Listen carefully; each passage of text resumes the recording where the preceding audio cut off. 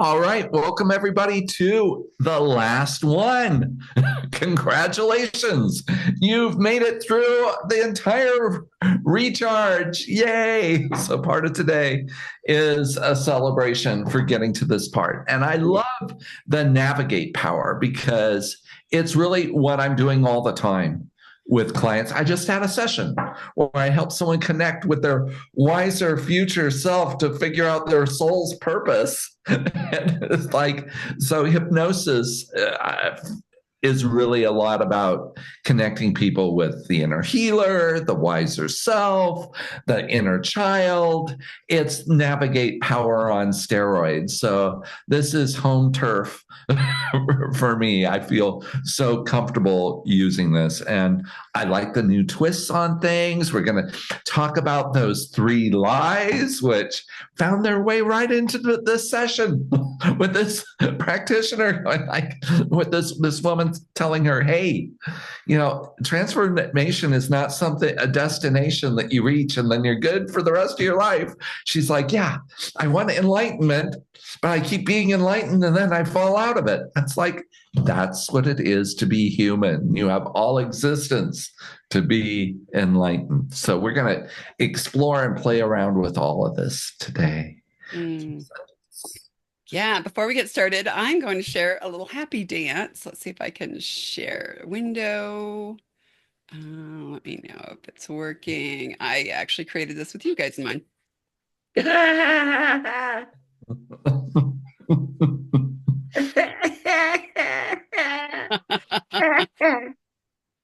Anyway, I created that last week after our celebration dance. Yeah. Every time someone says celebration, I found that little gal. So I want you to sit back into your chair, and we're going to use chair as a metaphor today. Weird, right? But cool. I want you to sit back in your chair and I want you to feel it holding you. Maybe it's holding your buns, hun. Maybe it's holding your back, Jack, right? It's holding your legs up. It's keeping you from sinking through all of the floors. And I just want you to imagine that this chair, this object, literally has your back. And I want you to take a deep breath in. And then as you exhale, I want you to sit back, melt back, feel yourself pushing into that chair and letting that chair be your supporter. It's almost like your backbone, your spine, the chair. It's always there and it's got your back, supporting you, helping you, holding you. And just feel the difference in the temperature or the air or the pressure, the part of your body that's pushing up against that chair. Just notice it. It's got your back. And we're teaching you how to have your own back too. And now bring your awareness to the front of your body, the part of your body that's not pushed into the chair. And see, is there a difference in the temperature? Is there a difference in sensation that you notice? Is there a lighter or lightness to it? And now I want you to imagine moving forward in life, in this day, in this month, in this week. And I want you to know that you are held.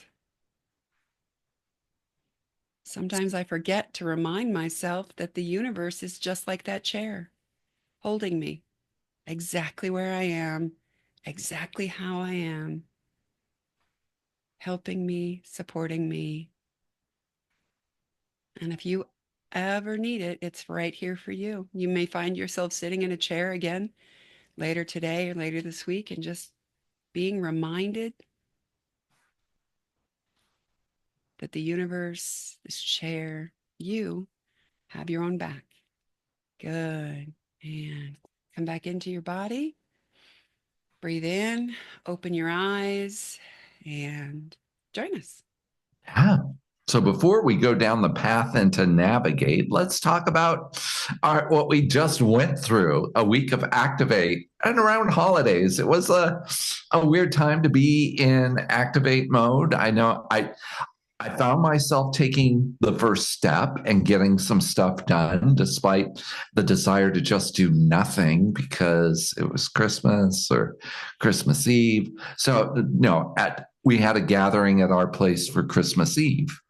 And I'm like, I'll just start a few of the dishes as they come in, as everybody finished. I ended up doing all the dishes, which was great to not wake up to a messy house the next morning and have all this stuff to pick up and to clean. It was very, very cool. And then I've been putting off and putting off. Some of you may know I'm teaching a master class next Saturday morning. But finally, yesterday I got gear. All the slides are done, the full outline for the class complete, a handout prepared, and I ran somebody through all these prompts with ChatGPT, and it actually worked. And turns out what I need it to turn out, and I learned a bunch, and I'm super excited. So there, I was able to get into actions. That Activate is Sage in action. So what was your experience with last week like? Let's start with Denny.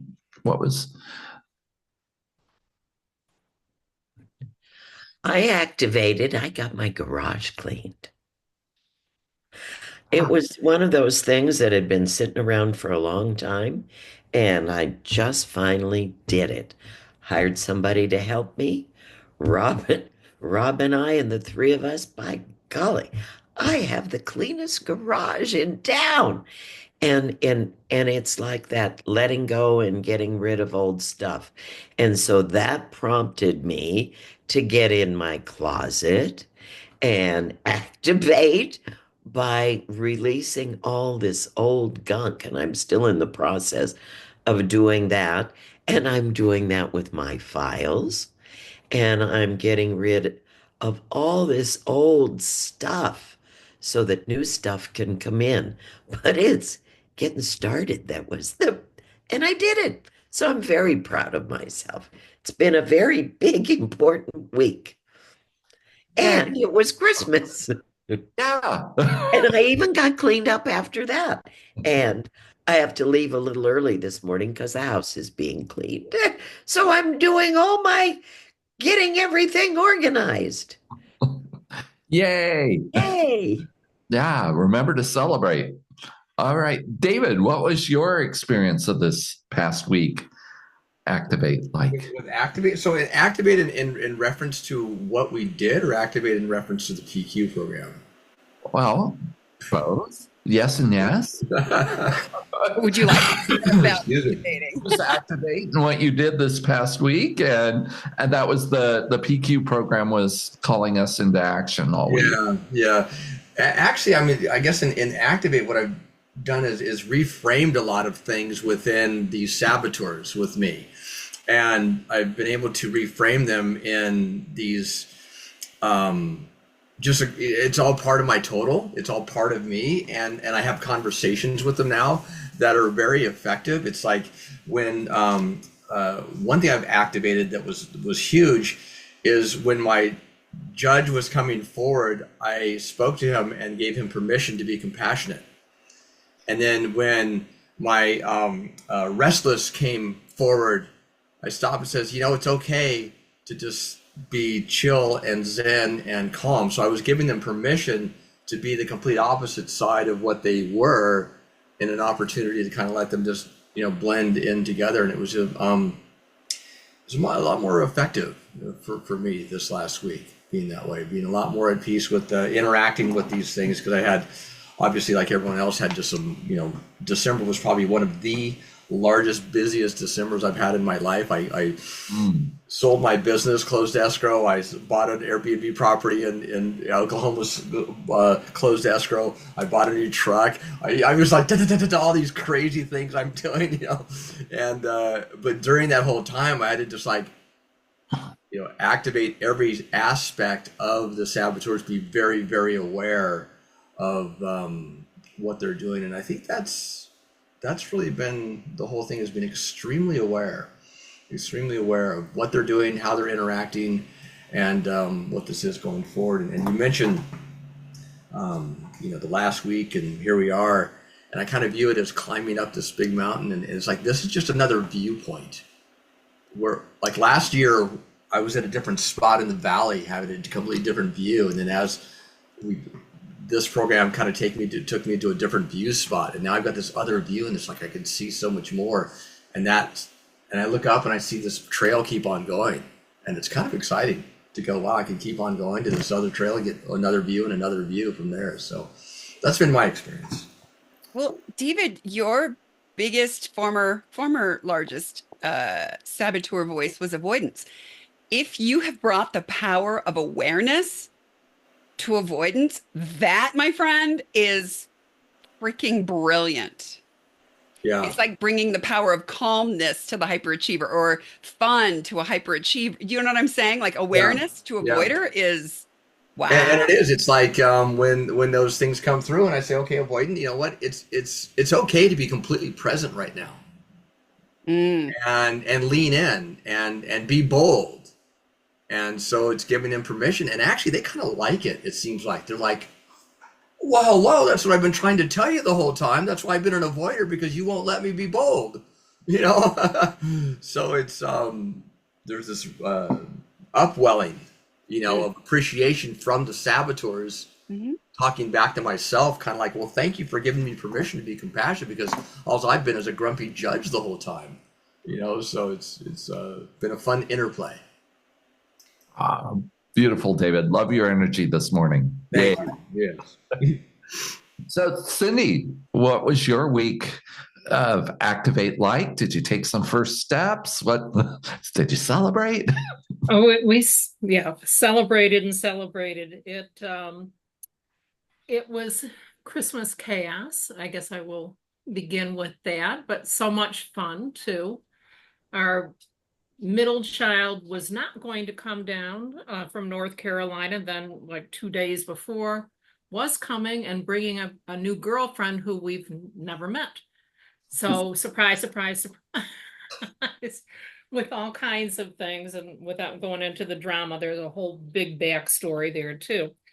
So a lot of what I was focused on, frankly, was trying to keep my cool together, trying to help support Michael with keeping his cool, because we knew it was going to be a lot of drama, and getting everything ready for the holidays.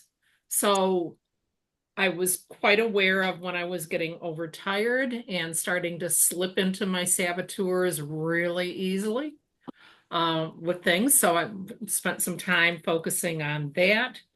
Then not always making sure, but when I caught myself enough, so taking time to do some more PQ reps, to get back into it, to get myself refocused, and celebrating when I caught myself doing that. So I ended up catching a minor cold. So I also have the realization now of when I'm not feeling fully healthy, is easier for me to slip into my saboteurs. So that was kind of an eye opener. I mean, it sounds so simple. I could have, maybe. I'm not beating myself up about it, but it's like, gee, it took this to realize that with all the craziness, but did have that realization. So that was actually big for me this week. But we pulled off getting 7 kinds of cookies baked and over to the gym for everybody for their celebration. Tapped into my grandma's old recipes for all of them. And that was just heartfelt and really special. Now we need to finish getting rid of them so they're out of the house, and keep handing them off to anybody that dares to stop by. They leave with a plate of something. So it was a busy week, but I was able to stay pretty connected to myself and in touch with myself through most of it. Not all of it, but through most of it. So that's my start, at least with it. Beautiful. Yay, congratulations. Getting there, right? A work in progress. Yeah. And, I was listening to my daily focus today from Shirzad, and my app was to be aware of your body and what holds stress in your body and what's going on in the body. And, that colds come up from that, for me, from not being aware of what's going on in my body. Yeah. Yeah. But you can use the physical sensations of your cold as a PQ. Oh, that's interesting. I hadn't thought of that. Get you into the higher brain, like, the stuffiness. Okay, just bring your full awareness, be with it, breathe into it. That drip, drip, drip. Exactly. Right. Yeah. It's all just energy. It's what we do with it and how we use it. So that's an interesting thought. Thank you. Yeah. Dawn, share with us, what was your week like? Well, I struggled with this, partly because I didn't have a lot of time to do my daily focuses. Mm-hmm. My saboteurs tell me I didn't have a lot of time to do my daily focuses. Nice catch. Part of it was just being in that saboteur mode, I guess, right? And trying to get myself out of it. I didn't even want to do the celebrations or anything to try to get myself out of it. So until today, until this pod or this class today, I didn't even realize I wasn't doing the activation thing, right? I was doing activation because I had to, because we had kids coming over, we had all the Christmas stuff going on and all these other things. But looking back at it now and reflecting on where I was and what I could have done differently is huge. It's a matter of using the tools that are in my toolbox, which I'm not good at doing at all. Like once I'm there, right? So yeah, my experience this week with with this Sage Power didn't really work too well. But looking back now, I can try to do it a little better next time or continue. Like you said, it's like you said today or this last week, it was, you've got trying to push all this stuff to you within 6 weeks is a little on the tough side. But even though this is my second time going through it, but most of us anyway, or all of us, but yeah, I struggled considerably, but didn't realize it till today. It sounds like there was a lot of push energy versus pull energy. Exactly. A lot of obligations, stuff you have to do. You got into the holiday being about push, push, push, and then beat yourself up for forgetting to push this PQ program. It's like, wait, no. And that's what makes the holidays so, this holiday especially so stressful, right? And I'm so glad it's over because of all the stress we had, or I had within me, that could have been eliminated, or partially anyway. Yeah. Well, that like stress can be something you can PQ on. Like, where do I feel it in my body? What's going on? And just bringing your full attention to that helps it shift. The moment you're PQing on it, it's no longer stress. It's turned into something else. So something to consider. And I think the week of Activate is hardest for those that have the avoider. And those of us that are 9s on the Enneagram, it's just hard to get into action. So it's a challenging one, but it can be done. And that key is first step, and celebrate that, and making that all that has to be done is the first step. I kept fighting with that, like going, I have to get this whole thing written. I'm like, no, just sit down, open the computer, look at the graphics that you've created and see if you like them. And I'm like, no, if I do that, I have to do it all. And that's why I'm doing it. And like, no, that gets to be enough. So I did just the first step, woohoo, celebrated, and then let it go. Did something else for a while. Then what's my next first step? Came back, celebrated it, and then got into momentum. But found it really important for me to not do the first steps so that I would do all the steps that came after. Because the moment I did that, it wasn't a first step anymore. It was taking on the whole project, and then I couldn't get into action. I was still procrastinating. Anyway, thank you, Don. Thank you. Alan, share with us, what was your... Well, there's a very good example. Well, both are good. One successful one, and one at the end very successful, but brought me back to the empathize segment too. So while I did the activate week, I told myself I would get back on the stationary bike. And I mean, I cycle a lot. Having said that, I don't like to be on the stationary bike. For me, you're not in nature, you're not outside, and it's a boring task. And every December, and now even more because it snowed here for a full week. We almost had a foot of snow, which is very uncommon because in the last 5 years we had not had a white Christmas. So in the past years, it was mild enough for me to jump on the bike and go right outside. But this year, it wasn't.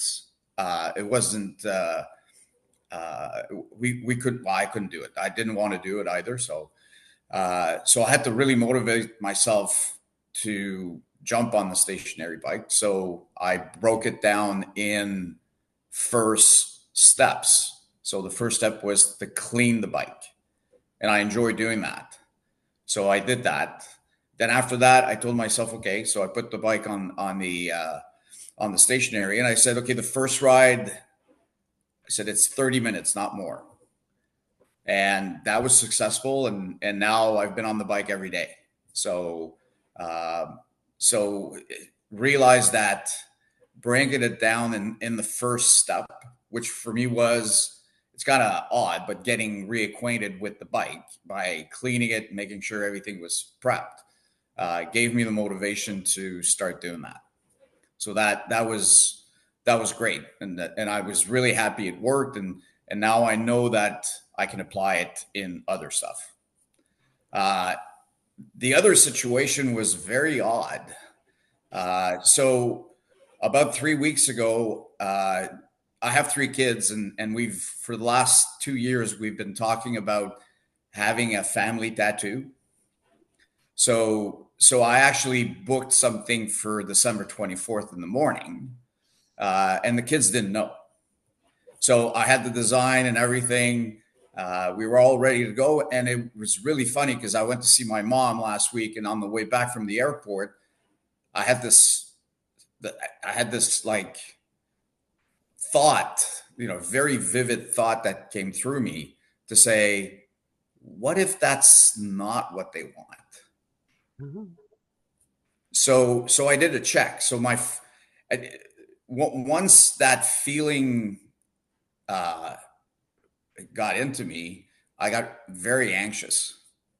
So I did some PQ reps, and then I said, okay, what's the first step? How can I get away from being anxious? So I called my oldest and I told him. And I said, hey, JP, this is what we're planning. This is what I'm planning to do. And my oldest reacted in the most amazing way. He said, hey, great idea. Not sure, maybe you should have advised us first. Let me test the waters. Long story short, I was on my way to the tattoo artist's shop, and my oldest sent me a text saying, I talked to the 2 other kids, and we need to talk about this before it actually happens, and it may not happen.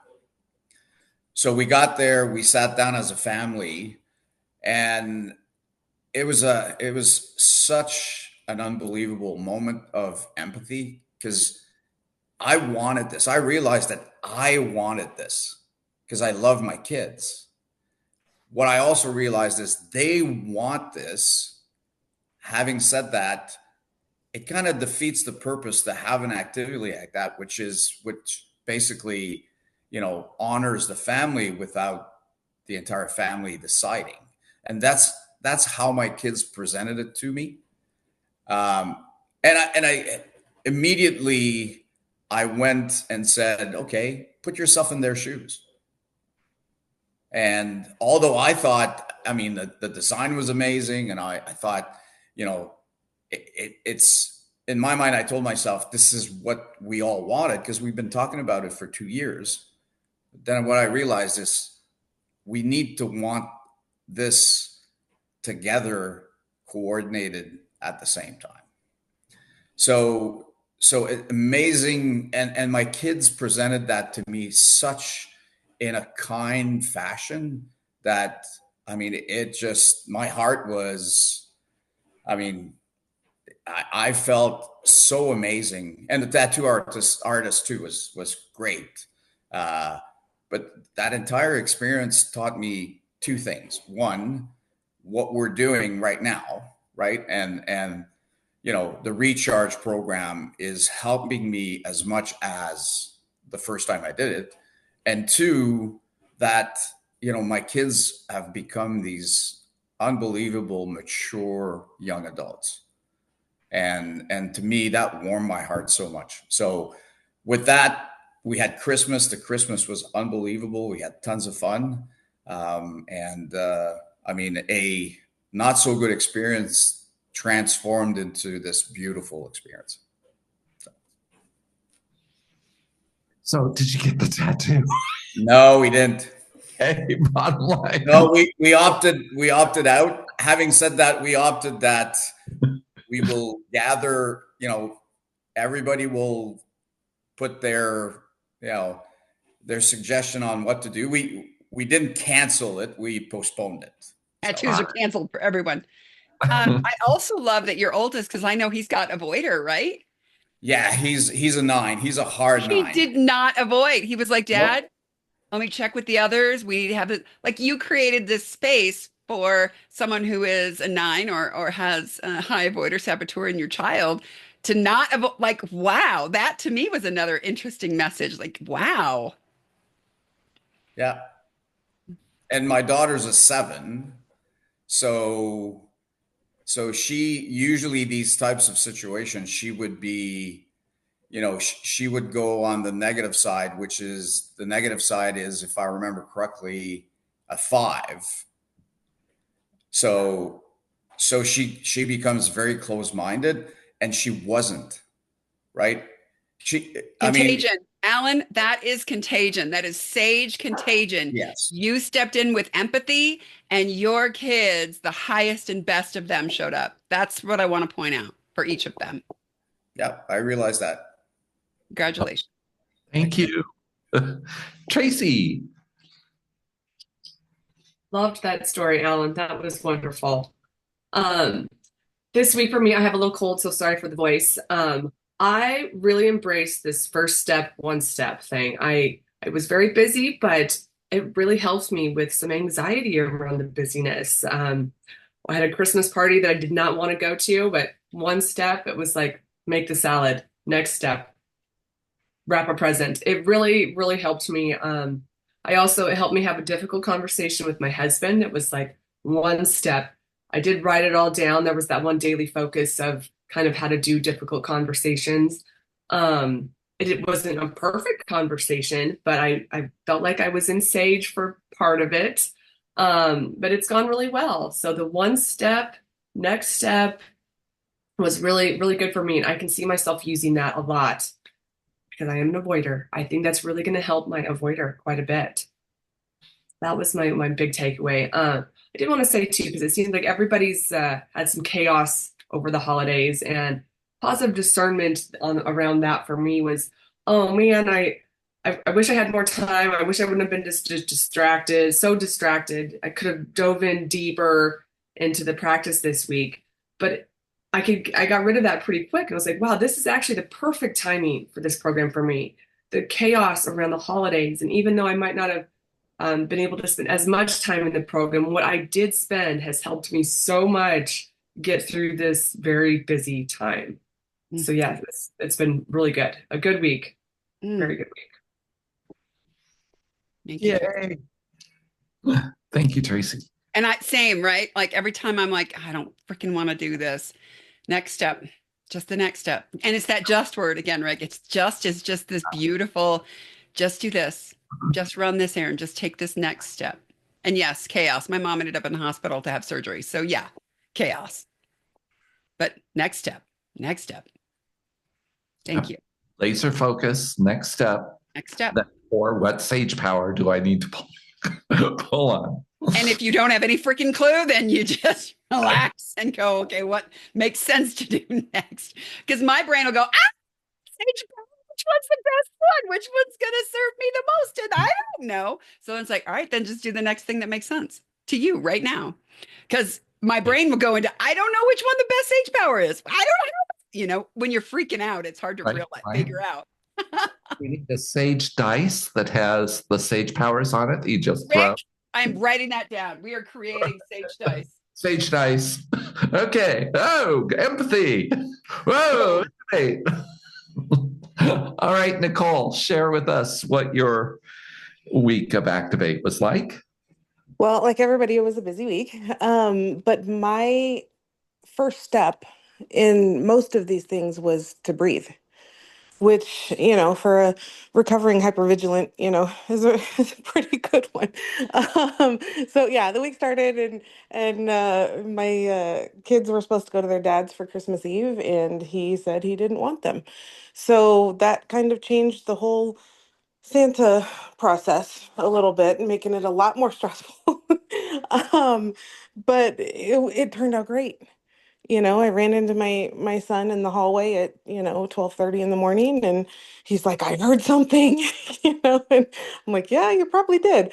Anyway, but it was, I mean, it turned out perfect. And then I did host Christmas dinner for a few family members, in a new house that's not unpacked, and it was great. I mean, everything turned out perfectly. I was not stressed at all, which was new for me. Normally I'd be like, okay, we got to, do this, and what if, and there was really none of that. It was really focused on what the next step was. And then of course this weekend we had all these plans, and all of a sudden I have a sick kid, and it's like, okay, well, deep breath, what are we going to do? And really my deep breath around him was, what does he need?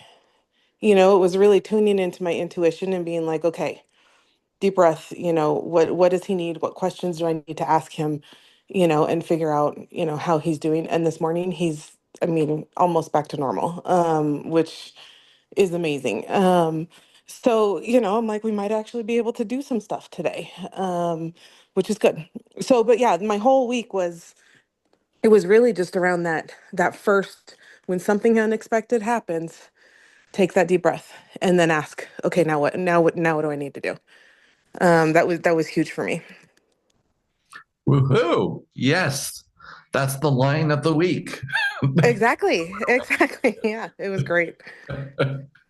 I love that. Thank you so much, Nicole. And Justin is traveling today, so we're not skipping over him. But if he'd like to share something in the chat, we'll share it on with you. And no worries if not. And let's move forward with the navigate power. And that the question of the navigate power is, what is truly important? And that I have used the navigate power continually since we did the first program, March of 2020. It just came up again and again and again. I love that, connecting with my future self. I do the original meditation, the go back, rise above, drop down in Hawaii. which is where I am. This new one of wandering through the house looking at these portraits that changed to things didn't work for me as well as just sitting there and asking him, hey, here's what's going on. What do you think? And, time after time, he'd say, hey, what's really important here? He'd ask me that question. So I love that that's where Shazad has taken all of this, is to this. And it's just so cool. This has just been so amazing where this has gone over the past 5 years. I had a phone call with my aunt, and she's like saying, Shirzad this and Shirzad that. And your cousin is in a group and Shirzad is leading their pod. And I'm like, my whole family's into this stuff, even the ones I didn't talk about it. Too. Right, it makes sense. My cousin's a life coach. My aunt is a life coach. Of course, they've found their way to all of this training. But I think the time that it mattered most to me was when my dad was in hospice. And I just checked in with the future me that said, what's really important here? And I was so grateful for that. And it was like, just be in that state of Ho'oponopono this week. And that has served me well whenever there was one other person that I visited in their hospice, our friend Cher, and staying in that Ho'oponopono space as I came in. It was, I'm sorry, please forgive me, thank you, I love you, running through my head, that prayer, and adding in, I forgive you as well. Just if you hit all of that with someone on their deathbed, you hit what really matters, what's truly important, that just being present. It was just so powerful. So much, Rick. This one, I did the visualization 3 times and fell asleep each time. My brain just got bored. I'm walking around. You put me in this amazing place, was in also Hawaii. And I just wanted to go, I just wanted to hang out there. The one thing that I did find interesting, so I got to see 2 things on the canvas, as he says. One was a canvas of love and relationship. And I didn't see, it was very cloudy. And I heard this voice that said, oh, there you are. I never would have been able to appreciate you earlier. And I still don't have any idea who that is. There was no clear picture, but just this voice of, there you are. Oh, thank God it's time now, because before now, I wouldn't have appreciated it at you. And then the other canvas that I did see was like career or work or something. And again, I didn't get these great visuals. I mean, I hope you guys did, but I saw this, what's most important. And it was me with this almost like a treasure chest, opening this golden light of my heart shining out. And that's what mattered most, not any of the other do this, get this done, finish your book. I'm on a magazine cover coming out January 1st. There's big marketing campaign. I have a bunch of PR going out. And it was like, yeah, none of that matters. Just shine your heart. Open up that treasure chest and shine your heart. So for whatever that's worth, it just gave me a sense of peace and calm. It's not all the little to-do things, and it's not the chaos, and it's not, and yes, my mom is in the hospital getting surgery, and but I can do what I can do, right? One step in front of the other. What's needed now? So, out of curiosity, what was your experiences like in doing the exercise this time around and experiencing the slightly different take? He did a different take on all the applications. I got some different takeaways from it listening to it this time, and those lies, the 3 lies. What did you each take from all of that? Nicole, what was your experience? Well, I'm with you. The going into the house with the different pictures or whatever didn't work as well for me. Last time I felt like it was much more powerful. But the one thing that came out of this one in looking at each of the pictures of my future self was everything is figure outable. And that was really the overall message, from everything was, there's really nothing that can happen that we can't figure out, that we can't find a solution for, that we can't deal with. And, that kind of went along with my whole week, where it was like, you pivot and things happen. And that was just the overall message, which was very calming to me. Yeah, it was good. But I do want to go back and do the other one too, just because I feel like that one, I feel like it was more powerful for me. This one was very mellow, I guess. There was no, shocking revelations, no, nothing like that. And I remember last time I got very vivid images and very vivid messages. Beautiful. I felt the same way. Part of it for me is I'm not a visual person. And canvases were just all about visual. And somehow the other, I was able to feel more the messages and receive a gift from the future me and put the shell up to my ear and listen. I don't, it had more engagement on other senses for me. So I think when I do this the next time, because I'm doing, keep repeating these, I'm going to not get so hung up on trying to see what's on the canvas I'll turn them instead of canvases into portals that have sound and feeling and sensation and invite myself to experience it that way. I'm redefining what canvas is. So an idea, if you should try this again, if the seeing on a canvas isn't working for you, turn it into a portal. All right, Alan.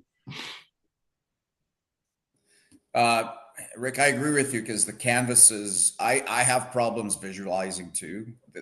The canvas made it a little more concrete to me. So that helped me a lot. And, the entire, I think for me, the clincher on Navigate is the 3 lies. I'm a hyperachiever. So just the fact of being cognizant that I don't need to do more anymore. Right. And that brought me back to thinking, where am I sitting in my higher self? If I look, 20 years down the road, and my comment to myself was that I'm on the right path. And I don't necessarily need to do way more. I just need to continue doing what I'm doing now. Right.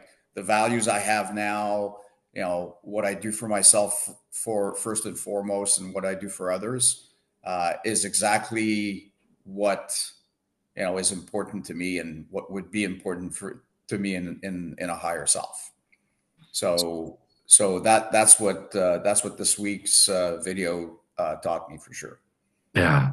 Beautiful. That, the lie, final transformation is possible. No, there is no end. The path is the goal, right? And also the third lie, which is, I can't do this alone. Right. And I have an amazing example. On Friday, the social worker called me at 4:30 to say that they have a bed and a room for my mom to be placed, but I have to be there Monday at 1 p.m. And it's 7 hours driving distance to my hometown. So I actually made plans, and I'm flying tomorrow morning to get there on time. And my partner, Marie, came to me and said, how about you let me help you out? Because usually I would say, nah, it'll be a burden for you, right? So Marie's coming with me. So I have somebody to take care of me also, having to go through this very interesting situation tomorrow. Beautiful. Wow. Yeah. The other point I want to make, just in celebration of you, is when you did the pod the first time, your goal was to find an amazing partnership. Check. And this was what, 2 or 3 years ago? 2021. Yeah, 3 years ago. Congratulations. And not only that, a partner who wants to step in with you, for you, Yes. regardless of you, saying, no, I'm fine. I can do it all. Thank you for sharing, Al. That's fantastic. Cindy, what was this experience with this week's recording like for you? Well, similar to what many have already said, I found the visualizations not particularly fulfilling this time. Part of it is, one, I prefer to embody things and feel them and experience them, multi-sensory ways to get more out of them. But the other thing that didn't quite work for me was trying to focus on 5 rather than just kind of putting it out there and allowing whatever was most important to bubble up. So that was kind of an eye opener for me. That I have a tendency to scatter and be interested in too many things, and felt like trying to do 5 didn't allow me to focus and go as deep as I needed to in any kind of way on any of them. So that was an insight for me. This is my nerd's gonna show here. One of the things that I absolutely loved was energy input or impact, matrix. And as a researcher, it was just like, oh, you're talking my language here. Let me chart some things out. And seeing even just the tactile experience of charting things out was like, oh, I can see this so clearly. I can see how I can use this with my coaching clients. I can see how this is going to work in so many kinds of ways, personally and with others. So that really resonated for me in a lot of ways. And ironically, helped me to refocus some of what I didn't get out of the visualization. So I thought that was kind of cool. But one of my big insights this week continues to be that for me, and I think for at least some of the people that I'm working with right now too, it being more embodied as we're experiencing things offers so much more clarity and gets us out of our heads and more into, all right, what's really the essence of what we need to know here. So that's been a method of negotiation that works for me this week. Thank you. The embodiment, absolutely. Thanks for bringing words to that. He was saying that logical brain is not getting us to where we need to be and it's not the sage brain.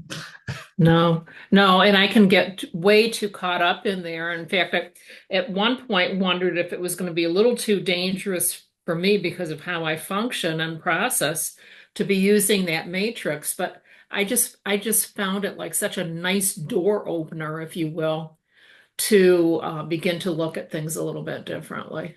Love it. And one of the things we used to always teach was, when you're going to have a really uncomfortable conversation with somebody, particularly at an organizational level, go in with data. So it depersonalizes. And I felt like that depersonalized. So you could just look at it and say, okay, it is what it is. So now how are we going to deal with it? So. Love it. Yeah, I loved it too. Tracy, what was your experience like? I actually love the visualization. To the point where, like, what I was seeing, I was like, man, if I could just paint that and actually make it come to life, I would love it. So you never know, maybe I'll try. There were parts where I was hoping, like, oh, I wish I could see another symbol or something that would like come across as like, wow. So sometimes I was looking a little deeper than I thought maybe I should have. So I just kind of let that go and just really enjoyed it. I loved it. For me, kind of like Theresa, the thing that came across was don't sweat the small stuff, don't worry about the little things. So that was kind of an overall theme. But for me too, one of my 5 was spirituality. I really want to kind of focus on that. And that almost came through in the other 4, which was kind of cool. So I don't know. I really loved it. Yeah, I want to do it again. So we'll see. Yeah, that's the great thing. You can do all of these again and again and again. They're in the app. So, yay. David, what was your experience like? Visualization. So with the canvassing, I didn't really do the canvassing because as a painter, I realized that that's permanent. Well, not permanent, but you paint it, and then if you don't like it, you have to paint over it again, which means there was something wrong with the one that you did before. So I kind of do it more. I embodied it more as a viewing, and I think kind of like maybe in concept what you were talking about, Rick, it's kind of like a little portal type of thing, and it's just a viewing. But really, for me, the visualization is more of a resting in that I'm in exactly the right place at the right time, doing the right thing. And I can prove that because I'm here, which means I'm right here where I'm supposed to be because all the little events that have put me exactly where I'm going to be, you know. So, and I have an interesting confidence in my pathing forward, in that it's already laid out, it's already there, it's already done. So in 3 weeks, wherever I am in 3 weeks, and whatever I'm doing, even if it's an ucky feeling, that ucky feeling is there to interact with me. That ucky feeling is there. So that means that time in 3 weeks, wherever I am, which is a little bit more exciting to kind of let the visualization happen as it is, because then everything's like a little bit of a surprise, like we're supposed to be acting everything in awe, as opposed to having these set goals and these set visualizations that this is going to happen at this specific time, and there I am, you see, there it is. That feels a little bit too finite for me. I'd rather have a little bit more immutability.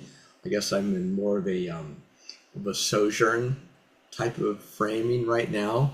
I'm also very much in a season of yes, like I like to call it, which is, it's like, yes, por qué no? Let's go. And it's a pretty cool way to be. So that's and it's funny, Rick. I still got to go back to my original time with you several years back, is trying to accomplish peace, and I really have a back then that peace was this little piece of sand I was trying to find, and now it just feels like this embodiment of this boulder. So, and it's been all through these little processes, all these processes, and getting to another viewpoint, and here I am. So that was my experience. Congratulations. Love it. Don, what was your experience like?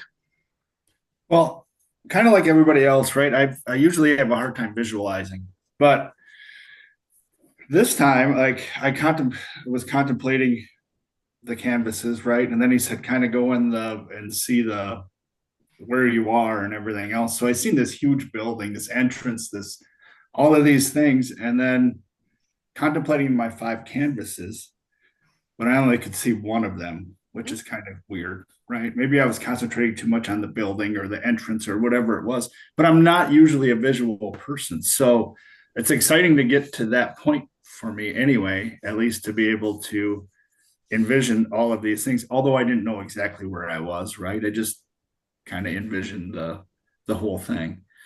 So it was interesting for me to be able to experience it from that viewpoint, rather than just the contemplating viewpoint, which is typical, right? I mean, I think I try to force myself into visualization, and that's just doesn't work, right? You just can't do it. And as far as the lies go for myself, I concentrated as well as like Alan did on the third one. You can't do this alone type thing, and I think that's kind of why I get recharged during for my time 11:30 pod that we do every Sunday. So yeah, I can see that. Although all the lies resonated with me as well, I think that one stuck out the most. It's being able to have like-minded people to talk to and kind of get recharged. So yeah, awesome. I remember back in I went through massage school. I decided I wanted to learn more about bodies and muscles. And I thought as a black belt, they were going to train us on all these things, and they weren't. And so I looked at becoming a PT, but then I ended up in sports kinesiology. And I realized, oh my God, I have built this life where I'm independent and can take care of myself. There are parts on my back I can't reach. Like we from the factory were created to need each other. And that was one of my big epiphanies is like, it doesn't matter how skilled I am or how good I am at body maintenance or taking care of my body or sports kinesiology. There are things I cannot see and there are places I cannot reach. And that was my big, whoa, we need each other in small or large ways, but we cannot do it alone. We're not built to. And I found that like same with the lie of got to do it alone. Yeah. I think everyone that goes on a Sedona Soul adventure needs to be aware of the 3 lies. Like, yes. Because they come home thinking, okay, I'm transformed. Check. I'm fixed. I'm fixed. Oh, I had this great insight. I'm done. I'm done. And it is such a one-on-one experience. It's not a community experience that there is a bit of, I can do it all on my own. Like, all the coaches, the coach people after their soul adventure need to be aware of these 3 lies. It's such a key piece when you're working with people with transformation. So, excellent. So should we talk about what we can do going forward? We have this thing called a sage pod. So everyone, but well, Cindy, you're invited to come join us for the Sage Pod if you would like. And David, you're more than welcome to stay with the Sage Pod going forward. It's great to have you back. I would love to. I am transitioning back to the Baja this morning, so I've got to kind of get jammed. Yeah. Yeah, it's all good. We've got some new pricing coming up because all this new ReCharge thing, the whole new version of the program costs a little bit more. And so our expenses have gone up. And so we're passing that on the first time we've raised the price of the Sage Pod. So it's going up to $150 a month, but they're giving us a discount on purchasing a whole year of the Grow program basically for you guys, and we can pass that on.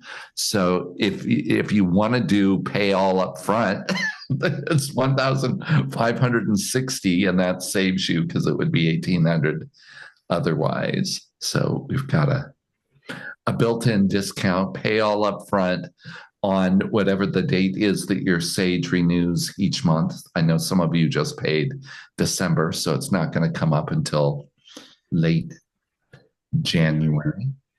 But let me know which you want to do if it's for the Sage Pod. And Theresa, what's the new price of the ongoing for Cindy, who's just doing that? Do you have? You mean if it's just the app? Right, just the app. I don't know. Let me look at it. We had a yearly price. App only is $70 a month or $490 a year. And then if you want to include the Sage Pod, let's see, I'll put that in the chat. So app only. And for the next 6 weeks, you guys are going to go through what's called Integrate. So how many of you were like, oh my God, I need to go through this program again when you were done? Guess what? He does it for you. He takes another deeper dive into everything we just did, and it's called Integrate. I feel like it's 6 weeks. It might even be longer because we're still integrating. Well, we're going one step. I'm on my second round. What? I'm repeating the Integrate. So yeah, it is longer. I'm doing 12 weeks. Yeah. So there's an integration of everything that we just went through and a deeper dive. So it is new constructs, and well, it's actually just building off the old ones. Almost like we've had so many people that did the app the first time and they're like, oh my God, I got to go back through week 1 and week 2. Well, he's going to do it for you. Like, yep, we're going to help you. And then talk about what you noticed the first time and what you're noticing this time. It's freaking incredible. You want to keep transformation possible and your thought process is going forward? Yes. Yes. Oh. So I want to thank everybody for jumping in and experiencing this again with us. It's been so much fun to do this with a group that already has it. Maybe we'll do a yearly recharge at the end of the year each. Right? I'm up for it, right? Just to take this on one more time and go through the whole thing is just so powerful. And I love that Shirzad and his different perspective, and that he's included his mission in his talk to everybody now. You know, we just got that. That was just for those of us that were in that first thing. He didn't record it, and he shared with us how he had that vision on Martin Luther King Day of getting this out to the world and changing our whole planet by everyone shifting a little bit more into their sage brains. And it's been introduced to how many people now? Well, which part? Like the 6-week program. over a million? Over 1 million people, right? And we were in the first 100, Theresa and I. Yeah. Yeah, and now, like, family members are finding this that I forgot to talk to about. And out there and getting it and doing it. So his dream is happening. And do you know how many coaches he's now trained? Well, I think there have been 10,000 coaches that have gone through it. My hyperachiever wants me to remind you guys that I was the 6th certified worldwide. I was group 1. Rick and I were in the beta group, trying it all out. And yeah, like 10,000, I think. Cohort 1, the first 100, and now 10,000. Yeah. Wow. 5 years. People. Imagine what's possible, y'all. 1%, and you saw this in his video, 1% change each day gives you a net of what, 3,700 times? You change your life. You make a different. I heard a great stat yesterday. Well, it's not a stat, it's a quote. You're either one step closer to the person you want to be or not. Every choice we make, we're either one step closer to who we want to be, how we want to live, the life we want to have, or not. We'll be back here in 27 minutes for anyone who wants to join us. It won't be in this room, it'll be in my room. And anybody who wants to play around with their goals for next year, please come join me for the masterclass next Saturday. It's 8 a.m. Mountain. 8 a.m. Mountain, yeah. So 2-hour fun. I had fun planning it, and I've tested it on somebody. And I'm even building my backup should ChatGPT not work or something on that morning. We'll still have a way. You'll have all the prompts. It's going to be fun combining technology and spirituality and intentions and all that. And then we'll tap through the blocks that keep us from living those truths. And then I'll share with those who are interested a little bit more about transformational soul coaching and what the training is into that. So thank you all. Thank you for everything that you brought. You raised our awareness. You raised our growth. Just being here. Everything you've shared is like boom, boom. And thank you. all right. See you in a little bit.